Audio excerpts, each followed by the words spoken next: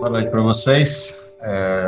Nosso percurso de hoje é a última lição do trimestre, a lição de número 13, fechando aí um ciclo de estudos a respeito desse tema do descanso, esse tema relativo ao contexto da palavra descanso na Bíblia e principalmente o foco em três dimensões desse descanso. O descanso no sentido básico da estrutura do Gênesis, da criação e a forma como Deus encerra o seu processo criativo, de alguma forma parametrizando a existência humana a partir da referência de adoração. O descanso no contexto das dificuldades impostas pelo pecado e toda a história que a gente vem vivenciando nos últimos 6.000 anos, aproximadamente, aí de história terrena. E o descanso na perspectiva da eternidade, na dimensão do retorno à adoração plena a Deus e a dependência que esse retorno de adoração plena a Deus tem das escolhas feitas no período intermediário, que é o que estamos, que é o período em que o pecado vige, mas Deus possibilita uma forma de descanso nele a partir de uma referência de adoração, ainda que manchada com a história do pecado, mas que traz um pedaço dessa adoração eterna ou dessa adoração edênica para a vida humana nesse mundo. E é esse o percurso que a gente fez ao longo do trimestre, desse trimestre inteiro de estudos juntos. A lição dessa semana, em particular, a lição número 13, ela vai tratar de algumas questões interessantes em duas dimensões. Há uma dimensão da lição que é uma revisão histórico, profético, doutrinal da mensagem a respeito da esperança que temos na vida eterna em Cristo e todos os detalhes ao redor desse processo que montam essa esperança.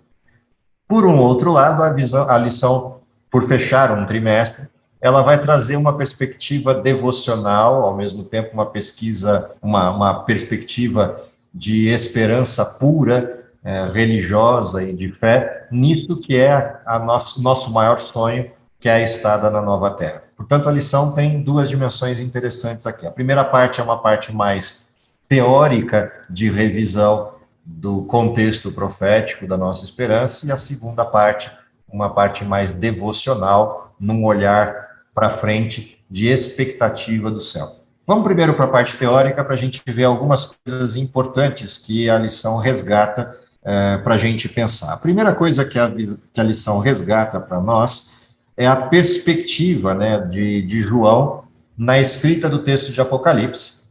A forma como o texto que ele vai narrando na sua estrutura apocalíptica vai, ao mesmo tempo, dando para ele uma perspectiva de futuro, afinal de contas, ele está escrevendo para frente do seu tempo. Para nós, o que a gente lê em Apocalipse, pelo menos até o capítulo 12 de Apocalipse, até o capítulo 11 de Apocalipse, é um olhar histórico. A grande maioria das coisas que estão escritas ali já se cumpriram, já aconteceram, mas para João, não.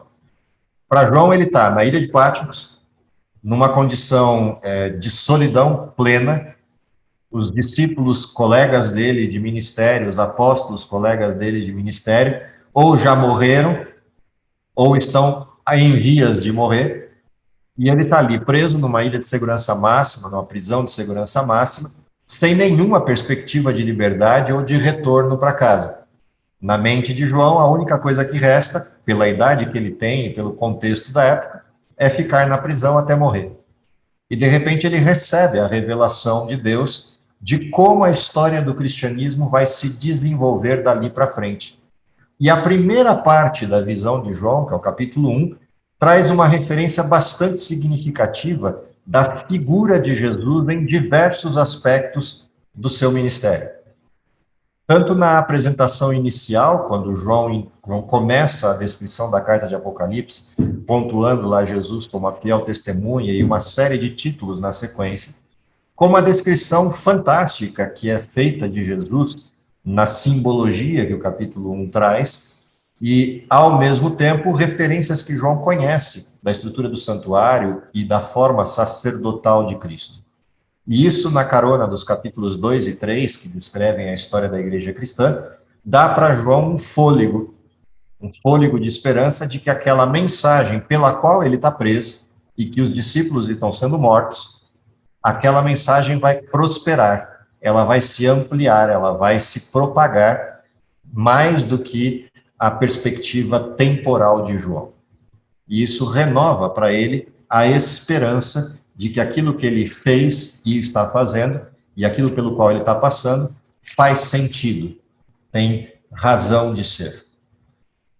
Essa expressão que a lição traz de lembrança à história de João e como as profecias fizeram para ele muito bem no sentido concreto e material das profecias, afinal de contas, para ele, João, que não compreendia todo o desenho do que ele escreveu, João não chegou perto de entender tudo aquilo que ele escreveu, mas as coisas iniciais que ele escreve, que dizem respeito ao crescimento, à propagação do evangelho, ao crescimento da igreja cristã, essas eram compreensíveis. E a parte final da história, que é como Deus concluiria toda a história humana e levaria o seu povo para a vida eterna, também é compreensível de forma bem clara para João. A provocação inicial da lição é como a gente vive, depois de ter olhado para todas as 12 lições anteriores, como a gente vive a perspectiva do descanso eterno. Como é que a gente vive aquilo que vimos na lição de número 11, a respeito da ansiedade por mais coisas, a ansiedade do céu, como a gente vive hoje essa perspectiva? O quanto o céu é concreto para nós e o quanto as profecias são concretas para nós. O quanto o nosso foco está fechado na posição correta dessas cenas todas, para, primeiro, compreendê-las, e, segundo, não se perder no meio das diversas opções que o mundo nos fornece de desvio de atenção. E mais ainda, como a gente não se perder na própria descrição que as profecias fazem da história do fim do mundo, e em vez de ficar concentrado na esperança da vinda de Cristo, a gente perde tempo ou se concentra nos eventos ruins do mundo que anunciam a proximidade de Cristo e perde a perspectiva correta do desenho, que é a perspectiva do céu. E, nesse sentido, a gente foi chamado a atenção para olhar para um aspecto da profecia, que a lição caprichosamente chamou de contagem regressiva, olhando para algumas questões que envolvem o sermão de Jesus, o sermão profético de Jesus, de Mateus 24, onde ele vai pontuando, quando Jesus fala com os discípulos, a resposta de uma pergunta que os discípulos fizeram. E essa pergunta, de certa maneira, ecoa até os nossos dias com algumas coisas importantes. A primeira pergunta dos discípulos é: quando se sucederão essas coisas? Quando acontecerá tudo isso que o Senhor descreveu? Não vai ficar aqui pedra sobre pedra que não seja derribada. E conta pra gente qual é o sinal da tua vinda.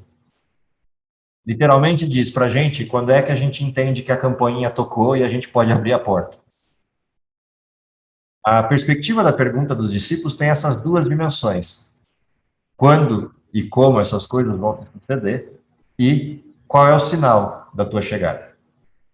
Porque eles entendiam que a proposta de Jesus, de que não ficaria pedra sobre pedra ali, tinha a ver com o encerramento da história do mundo, embora Jesus estivesse falando exclusivamente naquele momento de Jerusalém. Em amor aos discípulos, por perceber que eles não estão prontos para entender que Jerusalém vai ser destruída, Jesus vela o tema e mistura dois assuntos, a destruição de Jerusalém e as questões que envolviam a proximidade do fim do mundo e, consequentemente, a sua vinda. E nessa expressão do capítulo 24 de Mateus, quando Jesus começa a fazer essa descrição, ele aponta para algumas coisas importantes. Haverão guerras, pestes, rumores de guerra, todo tipo de desconforto na natureza em relação a calamidades e estruturas que poderiam, de alguma forma, produzir grandes estragos no mundo natural. E ele descreve essas coisas com naturalidade, mas há algo que Jesus pontua várias vezes ao longo do texto. Cuidado, que ninguém vos engane. Surgirão falsos mestres, falsos profetas, enganarão a muitos. Essa insistência de Jesus em apontar que haverá engano, ela tem algumas coisas significativas aí. A primeira delas é que há uma parte desse engano que é intencional. Pessoas que, de forma falsa, de forma adulterada, apontam para coisas que não são verdadeiras na interpretação bíblica, seja doutrinal bíblica, seja profética bíblica. A segunda coisa nessa referência é que existem falsidades que não são necessariamente intencionais, podem ser acidentais, mas são perda de foco. E a terceira é que uma parte desse engano pode estar na própria estrutura do mundo, não necessariamente nas estruturas religiosas do mundo. E isso desviaria a atenção e, em certo sentido, se possível, até daqueles que são escolhidos. E a grande pergunta é: que coisas são essas que nos desviam a atenção do modelo e nos fazem perder a perspectiva da contagem regressiva ou nos fazem superfaturar essa conta além daquilo que está revelado com especulações ou outros tipos de abordagem igualmente nocivas? Então, dentro dessa perspectiva, olhar para Mateus 24 é um revisitar da nossa própria história. Qual é a grande promessa e o grande olhar de Mateus 24? De que o mundo estaria mostrando ao longo do tempo um contexto de brevidade da vinda de Jesus semelhante a dores de parto.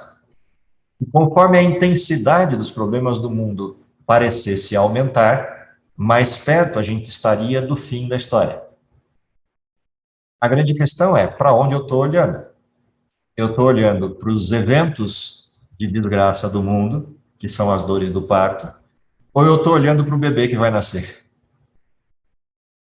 Eu estou olhando para a gritaria da mãe, ou eu estou olhando para a perspectiva da criança? A primeira questão importante do sermão de Mateus 24 é se a gente não perde o foco. Porque ou a gente perde o foco olhando para as questões do mundo e ou se desespera ou se acostuma com elas, e ambas as coisas são nocivas. Se eu me desespero, pode acontecer de que eu me torne um ufanista e passe a olhar para os eventos com mais importância do que realmente eles têm. Ou eu me acostumo com os eventos que estão acontecendo e já não presto mais atenção neles em hipótese alguma e vou vivendo a vida, como meu Senhor tarde virá. Ambas as situações são igualmente nocivas. A questão é, eu tenho a perspectiva correta de que está perto, mas exatamente porque está perto, eu não perco tempo com essas coisas e vou perder tempo ou gastar tempo, investir tempo com aquilo que é importante. E o que é importante na referência da mesma estrutura de Mateus 24 é o que está no pacotinho intermediário da profecia, que é a missão. O que aquele que aguarda ansiosamente o reino faz enquanto aguarda, principalmente quando tem a noção de que está bem perto. Quanto mais perto está, mais eu me aferro à missão. Quanto mais perto eu sei que está, mais desespero eu tenho de que pessoas precisam escutar que ele está chegando. E esse dilema entre esses dois mundos, entre o mundo da percepção da brevidade e, ao mesmo tempo, a perspectiva correta dessa brevidade, que me lança à missão, e principalmente a noção concreta desse céu, que me permite verificar os eventos e quase sentir o cheiro das árvores e do jardim do céu chegando, é a questão da concretude da esperança. Portanto, a contagem regressiva é aquela contagem regressiva para uma festa que eu já estou sentindo o cheiro das guloseimas chegando para o início da festa.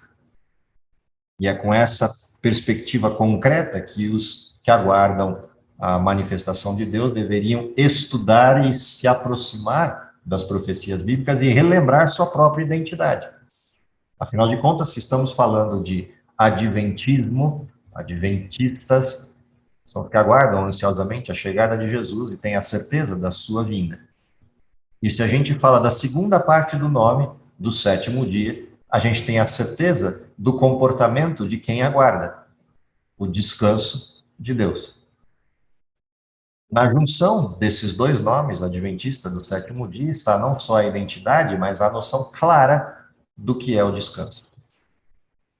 A lição avança mais um pouquinho, intensificando as características daquele que aguarda como uma lembrança da nossa própria identidade, a partir dos textos de Apocalipse 14, dos versos 6 até 12, pontuando a essência do que somos.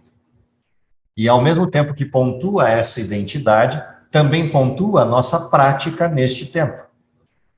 A resposta dada às mensagens angélicas, capítulo 14, verso 6 em diante, as respostas dadas em adoração àquele que fez o céu, a terra, o mar e a fonte das águas, e a resposta dada a esse mesmo Deus no reconhecimento da sua justiça e no preparo para o enfrentamento do juízo, essa resposta manifesta a identidade do seu povo. Ao mesmo tempo, o mesmo texto descreve a lição. Afinal de contas, as duas próximas mensagens descrevem a queda de um poder antagônico a Deus que introduziu no mundo uma adoração falsa. E dentro dessa perspectiva de uma adoração falsa, um povo é chamado a referenciar a verdade ao mundo pela prática e pela voz. Pela prática, no sentido da identidade, guardam os mandamentos de Deus e têm o testemunho de Jesus, mas pela voz, anunciando ao mundo, sai dela, povo meu, para que não sejam participantes dos seus flagelos, dos seus juízos.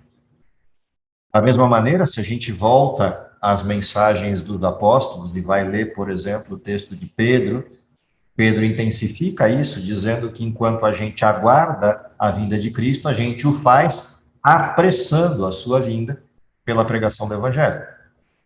Da mesma maneira, como Mateus 24, os versos 12 a 14, demonstram que a prática, aquele que perseverar até o fim será salvo. E a mensagem, e este Evangelho do Reino será pregado em testemunha a todas as gentes, e então virá o fim. Essas duas abordagens de Mateus 24, os versos 12, 13 e 14, também deixam muito claro qual é a maneira pela qual esperamos. E a lição escolheu como título para essa semana, para a gente relembrar disso, a ordem de marcha, ordens para marchar. E dessa maneira, caminhando no processo da missão, a gente prepara não só a nossa existência, mas a do mundo, a responder afirmativamente ao descanso de Deus. E aí vem uma questão dos enganos. Como é que os enganos se processam? E um dos enganos que a lição traz à tona para a gente relembrar é o engano da imortalidade. Da forma como a proposta equivocada do conceito de morte e do conceito de vida, e o equívoco na compreensão da natureza humana, num desvirtuamento da compreensão de Gênesis 2, que descreve a criação do ser humano como sendo nefesh, ser vivente ou alma vivente, um ser íntegro e indivisível. A proposta que vem desde o modelo antigo, passando principalmente por um dos grandes autores da Grécia Antiga, Platão, que vai influenciar uma boa parte da cristandade da patrística na crença da dualidade, corpo e alma, a maneira como isso desvirtuou a compreensão da brevidade da vinda de Cristo e o significado dela. Mais do que isso, desvirtuou também a compreensão de juízo, uma vez que, na compreensão de quem aborda a imortalidade da alma, a gente tem a expressão de que quem morre vai para algum lugar de forma viva e persistente, que seja o céu ou o inferno ou algum terceiro lugar. E essa expressão, além de contraditória à Bíblia, ela retira a noção do descanso na forma como a Bíblia o apresenta. Porque se por um lado existe o descanso de Deus enquanto estamos vivos, também existe o mesmo descanso de Deus manifesto enquanto aguardar a sua vinda pelo sono da morte. E a lição ainda faz uma brincadeira com essa questão da imortalidade, evidenciando uma contradição nas próprias falas do ser humano em relação a isso, ao propor, quando alguém morre, rest in peace, ou descansa em paz, e coloca isso em cima dos túmulos, mas crendo que quem morreu foi para o céu. Como é possível alguém descansar em paz se já está no céu? Ou descansar em paz se foi para o inferno? Ou ainda descansar em paz se está purgando em algum lugar pelos seus próprios pecados, até que purificado possa ir para o céu?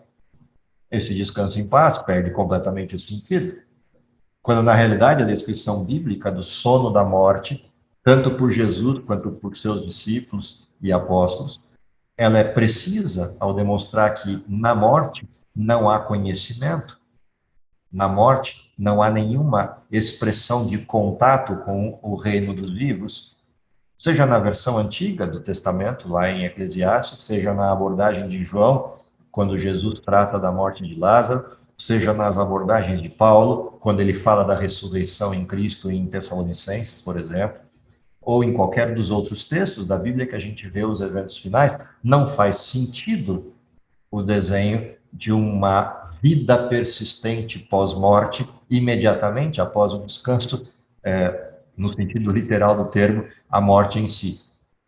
Até porque algumas coisas ficariam bastante complicadas de explicar. Por exemplo, como é que a gente explicaria de onde veio Lázaro quando Jesus o chamou?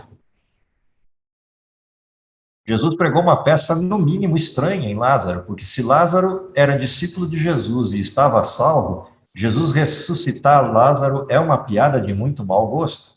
Afinal de contas, Lázaro já estava no céu e ter que voltar para viver nessa desgraça de mundo não faz muito sentido. Ou Jesus pregar a peça que pregou no filho da viúva de Naim, que já estava indo para o céu, e antes de poder chegar lá, Jesus o ressuscita para viver a desgraça dessa terra outra vez. São algumas piadas de muito mau gosto, essas ressurreições interpostas por Cristo ou por outros profetas no Velho Testamento. No mínimo estranhas.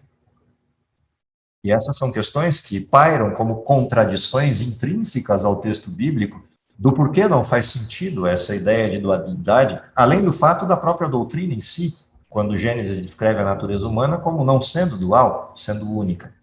Mas, independente dessas questões, a maior de todas as contradições é por que Jesus, quando volta à Terra, precisa ressuscitar todos os salvos que já estão com ele no céu. Para ir de novo?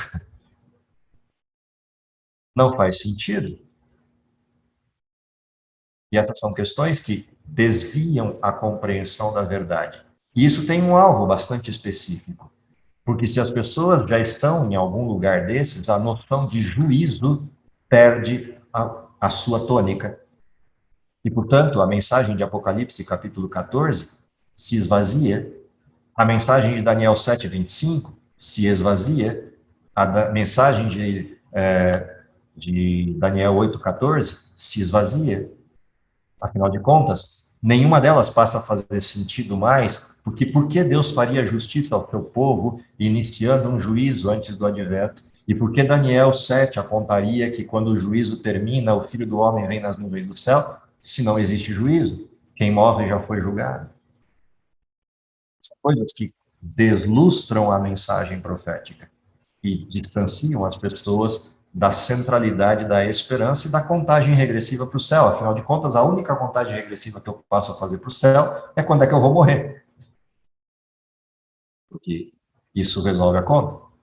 Então, dentro dessas questões, essa primeira parte da lição dessa semana é uma provocação de que a gente volte a um estudo um pouco mais proximal do conhecimento e da história profético-bíblica para revitalizar, em primeiro lugar, a centralidade da nossa fé, qual é a mensagem correta e onde estão os enganos, e depois reavivar essa fé para começar, de fato, a viver como quem anseia por essa esperança. E aí vem o fim da lição dessa semana, e terminando o trimestre, não de outra forma, como poderia ser, nos propondo, alegrem-se sempre no Senhor. Qual é a razão desse texto na lição, fechando a lição do trimestre? Porque ainda não estamos no céu, ainda não vivemos o descanso eterno, vivemos o descanso de Deus na terra, o descanso parcial de Deus, e, portanto, fazemos isso em meio às tribulações. E não raras vezes essas tribulações nos roubam a tranquilidade, como vimos lá no início das lições do trimestre, nos trazem inquietudes. Algumas inquietudes que nós mesmos produzimos, outras inquietudes que são simplesmente a intervenção do mundo externo sobre nós. E a grande questão é como é que eu escapo disso, para viver o descanso de maneira mais plena enquanto estamos na Terra, nesse mundo de pecado. E a perspectiva que o texto de Paulo nos traz, em Filipenses capítulo 4, é uma perspectiva muito interessante desse descanso na forma terrena, na forma de vivência terrena. E é interessante porque Paulo coloca esse descanso como tendo um fiel depositário, o Senhor. Alegrem-se nele, apesar das tribulações. É a mesma mensagem de Jesus. No mundo tereis aflições, porém, tende bom ânimo. Eu venci o mundo, vocês também. Paulo coloca na mesma dimensão: alegrem-se no Senhor, não nas desgraças. As desgraças ocorrerão. Paulo não se alegrava nas tribulações, no sentido literal do termo, porque senão ele seria masoquista. Mas ele se alegrava apesar das tribulações e por entendê-las. Por entender que Satanás não dá chute em cão morto e, consequentemente, se ele está vivendo tribulações, ele está no caminho certo. E ele entendendo que essas tribulações são resultado da sua performance enquanto servidor de Deus e pregador do Evangelho, ele se alegra nessas tribulações. Não com as tribulações, mas nas tribulações. E por causa das tribulações. E nessa perspectiva, ele nos faz esse convite mais profundo de vivenciar essa questão, depositando em Deus toda a nossa confiança para que não haja desvio do nosso pensamento naquilo que de fato é o descanso em Deus. E aqui ele completa, no texto de Filipenses, a mensagem central de Hebreus capítulo 4. Entrar no descanso de Deus, na dimensão primeiro humana e depois na dimensão divina e eterna.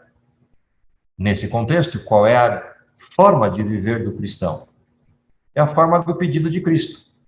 Deixa a sua carga sobre as minhas costas e toma o meu jugo, que é suave, e leva. Deixa que eu levo a carga que você não dá conta e leva a minha, que essa foi feita e ajustada para você, na sua dimensão e com o peso que você dá conta de carregar. E a partir daí, deposita sobre mim toda a vossa ansiedade. Em outras palavras, como o próprio texto de Romanos em Paulo vai dizer, aquele que tem esperança não se confunde no meio dessa confusão que o mundo é. E uma coisa interessante é que o cristão não vai se concentrar, no sentido direto, em desfazer as mazelas do mundo, embora ele não fique de braços cruzados frente à injustiça ou frente às coisas que aconteçam no mundo, porque ele vive no mundo, mas ele não vive sob essa dinâmica, sob essa perspectiva. Ele vive sob a perspectiva de que a única coisa que de fato resolve os problemas do mundo é Deus. E de que a única solução para o mundo que vai se tornando cada vez mais caótico é a transformação do coração daqueles que estão no mundo. Caso contrário, qualquer situação que a gente tiver de intervenção no mundo não passa de um mero paliativo, que dura muito pouco. E a grande questão é, para onde estamos olhando? De que forma estamos depositando a nossa confiança em Deus dentro dessa condição? E vivemos na perspectiva de que o mundo realmente está vivendo os seus últimos dias e estamos escutando os passos de um Deus que se aproxima, como dizia o pastor Enoque Oliveira. A lição termina com um pensamento do livro Obreiros Evangélicos, como uma provocação, e um segundo pensamento do livro Conselhos sobre Mordomia, que eu queria compartilhar para a gente encerrar o trimestre com esses dois textos e com a perspectiva do que foi a lição que estudamos ao longo desses 13 sábados. Desejamos respostas, está na lição de sexta-feira, desejamos respostas imediatas e diretas às nossas orações e somos tentados a ficar desanimados quando a resposta é adiada ou vem de uma maneira diferente daquela que esperávamos. Mas Deus é demasiadamente sábio e bom para atender nossas petições sempre justamente no tempo e do modo que desejamos. Ele fará mais e melhor por nós do que realizar sempre os nossos desejos. E como podemos confiar em sua sabedoria e seu amor, não devemos pedir que nos conceda a nossa vontade, mas buscar identificar-nos com o seu desígnio e cumpri-lo. Nossos desejos e interesses devem se fundir com a sua vontade. Essa primeira provocação do texto do Hebreus Evangélicos é uma provocação para a comunhão. Quanto mais convivemos com Deus, mais a gente entende, entre aspas, a palavra, a mente de Deus. E quanto mais a mente dele se aproxima da minha e a minha da dele, mais fácil de a gente entender quais são os desígnios de Deus para nós e, consequentemente, viver a partir deles e descansar neles. Quanto mais distante vivemos de Deus, mais ansiosos estamos e mais difícil é perceber a vontade de Deus e, consequentemente, mais desejosos de outras coisas nos tornamos e isso produz efeitos e danos colaterais. Na carona disso vem um segundo texto, Dentro de pouco tempo, Jesus virá para salvar seus filhos e dar-lhes o toque final da imortalidade. As sepulturas se abrirão e os mortos sairão vitoriosos, clamando: Onde está a morte, a tua vitória? Onde está a morte, o teu aguilhão?